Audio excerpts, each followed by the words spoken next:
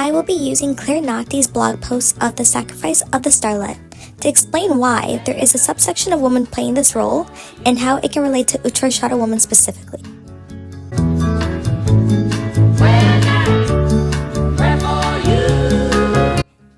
In this initial meeting that involves uttara women, you'll see that the man is often ignored by her presence. Uttara is ruled by the sun, which represents the self, identity, and your soul.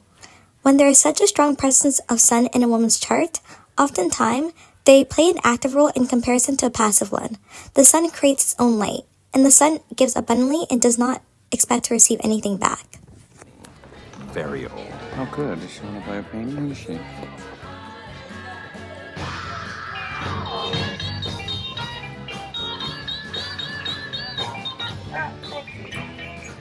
That's her.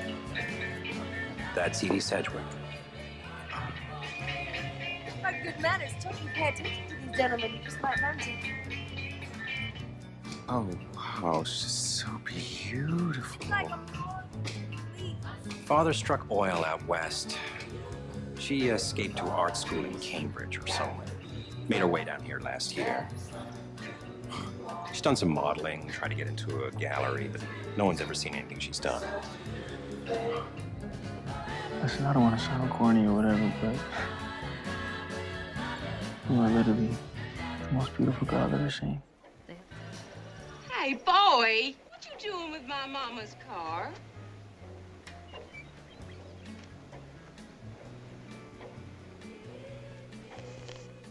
Wait there!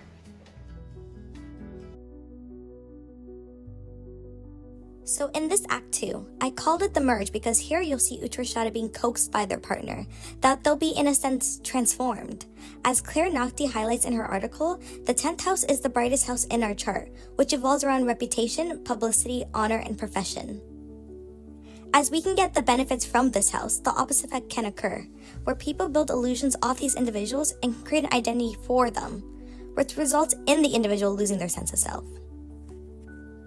It reminds me of how Capricorn is traditionally ruled by the tarot deck of the Devil card, and the famous saying, making the deal with the devil. The only thing that exists is the material, and the spiritual realm is not important. You don't need to worry about it. It doesn't really exist. It goes back to that idea because, of course, it seems like a fair trade. If you don't believe in the soul, if you aren't connected to the spiritual realms and you're just obsessed with the physical stuff like the money and the food and the sex, then trading your soul in exchange for all those things seems like a fair trade. But oftentimes that trade is a trick. It's not a good deal. And often you're not even getting the thing that you think you're going to get. You're just getting an illusion. Amy. Oh, Amy? Who are you? A, I'm an award-winning scrimshander. B, I'm a moderately influential warlord. C, I write personality quizzes for magazines. Okay. Well, your hands are far too delicate for real scrimshaw work. And I happen to be a charter subscriber to Middling Warlord Weekly, so I recognize you. I'm gonna go with C. And you? Who are you? I'm the guy to save you from all this awesomeness. The happiest days of my life. We were experiencing life on our own terms. What better way to say goodbye to Edith Minturn Sedgwick, the Mayflower girl? shaking all over. Andy, what do you think of Edie's new look? Oh, it'll be great. I can't wait to see it. Edie, I understand you're an artist too. Oh, it was a very long time ago. And Edie's too beautiful to be an artist. I think artists should be ugly. No, Edie's a superstar.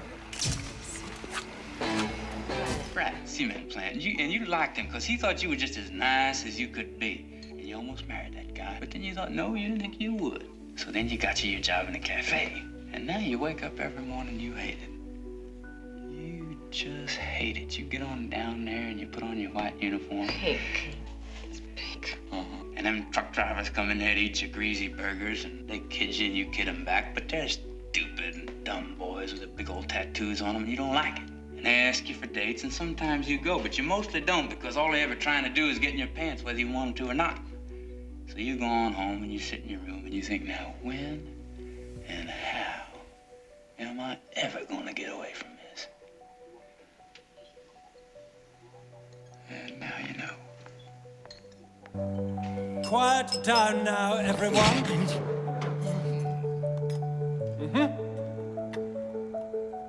Thank you. Elegant, cultured, radiant. Victoria has found a husband with all these qualities and more. Serendipity brought us together, and no force on earth could tear us apart. Amazing fucking Amy is getting fucking married. That's how the night started. With me, regular, flawed, real Amy. Jealous, as always, of the golden child. Perfect, brilliant, amazing Amy, who's getting fucking married. When I was 10, I quit cello. In the next book, amazing Amy became a prodigy. You play volleyball? I got cut freshman year. She made varsity. Why didn't you have a dog? She got the dog. Puddles made her more relatable. And for those 3 hours she spent getting ready, she only thought about one thing.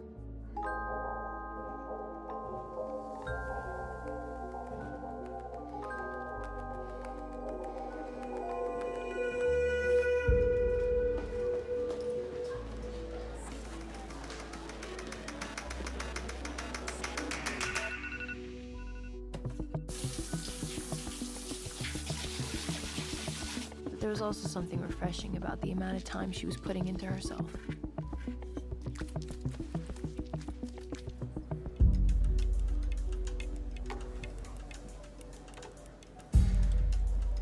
Pretended not to notice her.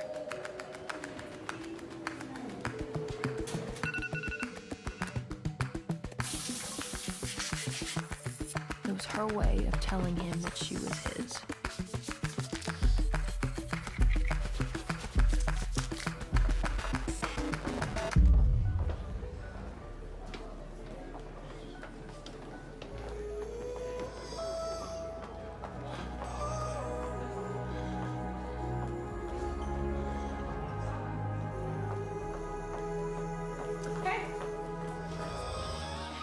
In this act, we start to see how the uttara woman starts to feel distant from her partner. She even goes as far as to reconstruct herself and do anything possible in order to sustain this union. The initial essence that attracted the man or their partner to the uttara woman is disappearing. Additionally, when they are in this pre-fall phase, you can see that some of the arguments center around affection and control. Initially, the uttara woman is okay with playing the role as the giver, but she expects loyalty in return, which comes in a form of control. We have to remember, in this phase, the woman's self is shadowed or diminished. She does not contain the same level of internal abundance that she had before. Instead, her only confirmation now of her identity is through external sources. You could take a love without anybody noticing. But you can't divorce me. I'll never let you.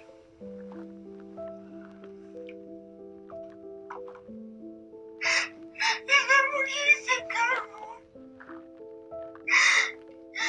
Incredible!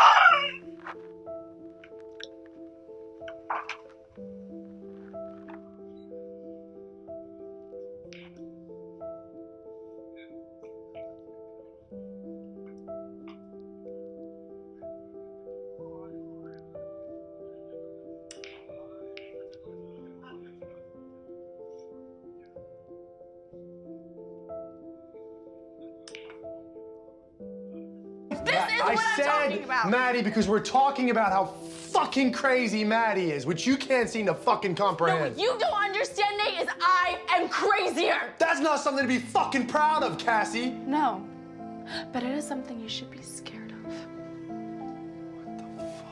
What the fuck? You can't fucking blackmail me into a relationship with you. Blackmail means you don't have choices. But in reality, you do have choices. You just have to own up to the consequences of them. That is the... Oh, big Clyde Barrow! You're just like your brother. Ignorant, uneducated hillbilly. Listen, the only special thing about you is your peculiar ideas about lovemaking, which is no lovemaking at all.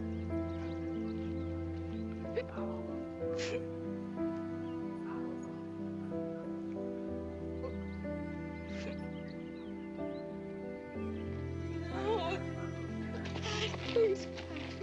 I didn't mean that. Listen, it was just all the shooting, just all those guns. I got so scared. Please, honey, I didn't mean it. We have now reached the place of the fall. As per Claire Nocty's article, the starlet has been sacrificed by the public.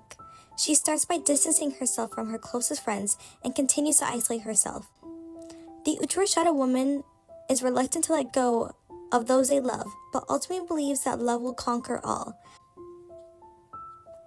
However, this belief leads to ridicule. He's forcing you to get screwed by every Tom, Dick, and Harry. It's just not you. I don't make love with them. I make love with Jan. And I save him from dying.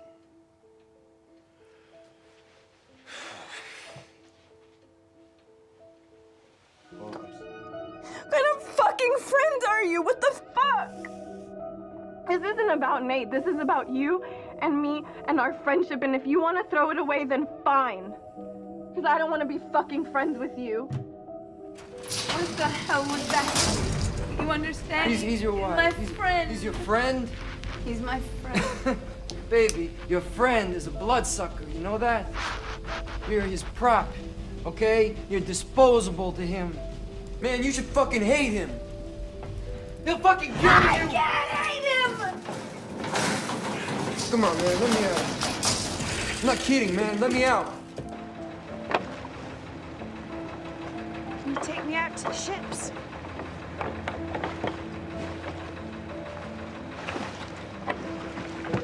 Can't take you out there. The other girls wouldn't like it.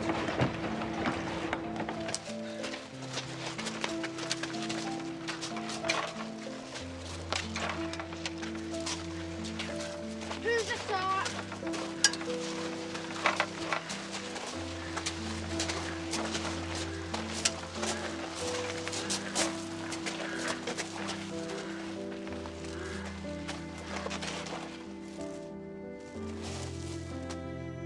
Let's go home. I deserve this, right? Oh God, please, Mom. I deserve this. Mom, stop! You stop it. Lucy, I'm gonna fucking kill you. I deserve this, right? Because I've actually lived a life. Mom? I'm the one who takes risks. I'm the one who falls in love. I'm the one who gets hurt, not you, Lexi! You've never even fucking lived. That's why you're able to stand up here and judge all of us. You're just a fucking bystander. All right, Mom, all right, stop! all right.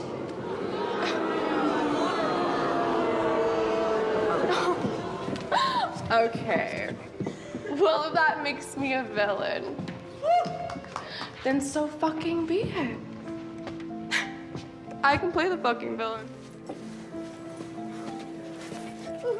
You filthy Don't touch fucking me. villain!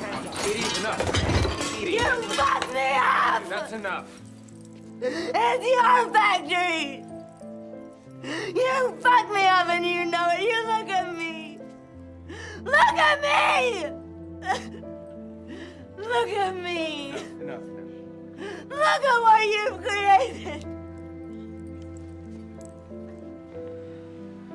How's he doing?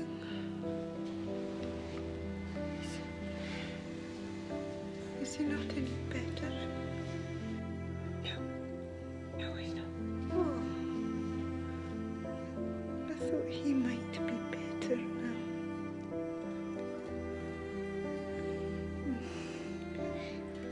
Maybe I was wrong after all. Nick Dunn took my pride and my dignity and my hope and my money. He took and took from me until I no longer existed. That's murder. Let the punishment fit the crime. Nick and Amy will be gone, But then we never really existed. Nick loved a girl I was pretending to be. Cool girl. Men always use that, don't they? As their defining compliment. She's a cool girl.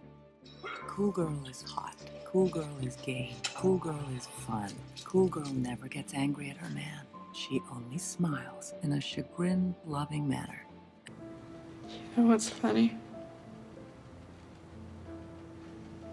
Nate broke up with me before I even went on that stage. Don't worry. This is just the beginning.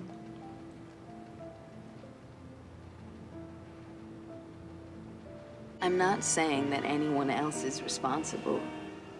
I made decisions, life decisions that I regret. But I really feel like I can do this. I can stay off the drugs, and I realize that it will be a battle every day, but so far, so good, right? But I'm home. Santa Barbara is my home. And I have a small show, did I tell you that? I mean, it's nothing major, it's just in a frame shop, but it's something.